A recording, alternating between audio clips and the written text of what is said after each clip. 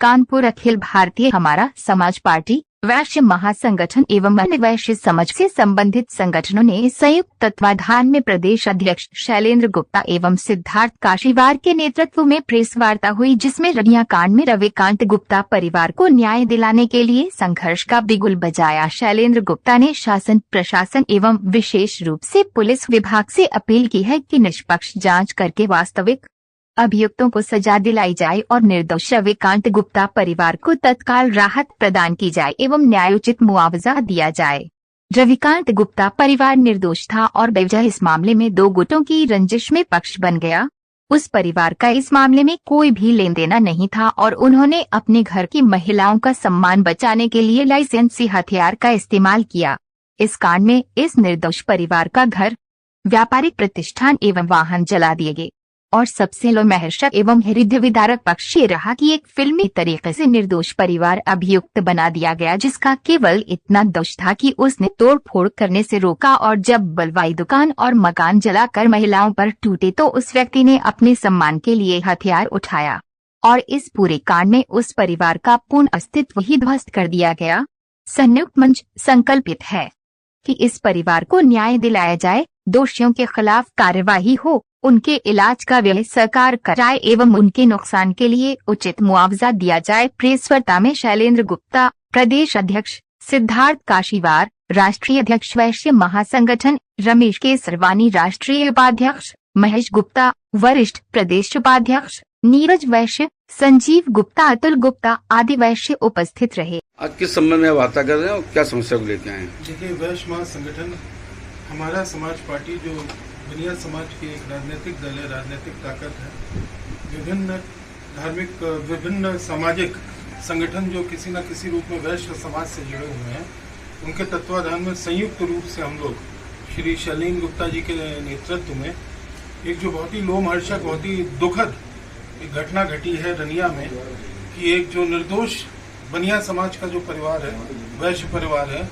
उसको दो गुटों की लड़ाई में उसको वो बना दिया गया, पात्र बना दिया गया और उसके ऊपर इतना अत्याचार हुआ, उसके ऊपर इतना, जिस तरह से उसके ऊपर कहना चाहिए आफत टूट पड़ी उस पे और उसके परिवार पे और उसके व्यापारिक प्रतिष्ठान पे और यहाँ तक कि जीवन पे भी उसके जिस तरह से ये लोमहर्षक उसके साथ कांड हुआ है, उसमें हम लोग सब इनके शैलेंद्र भैया के नेतृत्व में हम लोग इस मुद्दे को उठाएंगे और जब तक न्याय नहीं मिलेगा हम लोग शांत नहीं बैठेंगे। हम लोग की एक छवि है कि हम लोग कभी भी कोई मुद्दा उठाते हैं, लोकहित का कोई भी मुद्दा उठाते हैं तो उसको अंत तक, उसकी परिणति तक पहुंचा के ही दम लेते हैं। ये ऐसी घटना है, किसी के साथ भी हो सकती है।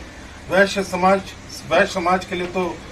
संकल्पित है ही। उससे ज्यादा वैश्य समाज हमेशा राष्ट्रवादी रहा है। वैश्य समाज पूरी तरीके से राष्ट्र के लिए समर्पित रहा है और इसीलिए हम लोग पीड़ित पक्ष को न्याय दिलाने के लिए क्या करेंगे आप लोग? सबसे पहले तो हम लोग आईजी कानपुर को हम लोग एक ज्ञापन देंगे, उनसे एक समयबद्ध उनसे वचन लेने का प्रयास किया जाएगा, आश्वासन लिया जाएगा कि ये तो एक जैसे साउथ की फिल्मों में दिखाते हैं कि किस तरह से अत्याचारी विलेन है और वो एक बेचारे निर्दोष भोले भाले एक व्यक्ति को अपने कोप का भाजन बना लेता है और उसको अपना एक कहना चाहिए कि जिस तरह से एक मुलायम चारा की तरह जिस तरह से उस परिवार को जिसका ना लेना है एक ना देना, तो इस झगड़े से कोई मतलब नहीं। उनका पूरा व्यापारिक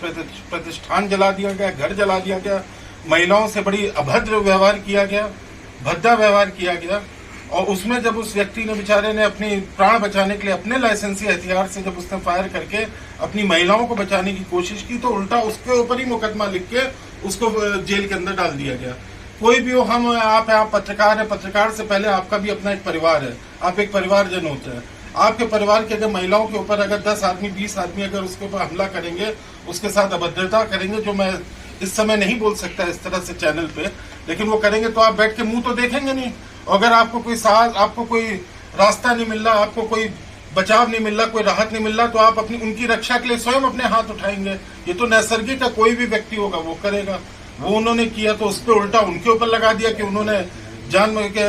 307 की धारा उनके ऊपर लगा दी। ये तो बिल्कुल कहानी साउथ इंडिया की एक मूवी की तरह की कहानी बन चुकी है। जिस तरह से इस परिवार के साथ, वैश्य परिवार के साथ अत्याचार हुआ है, हमारा निवेदन है हमारी सरकार से, हमारी पुलिस व्यवस्था से, कृपया निष्पक्ष ढंग से इसको जांच करें, इसमें राहत प्रदान करें,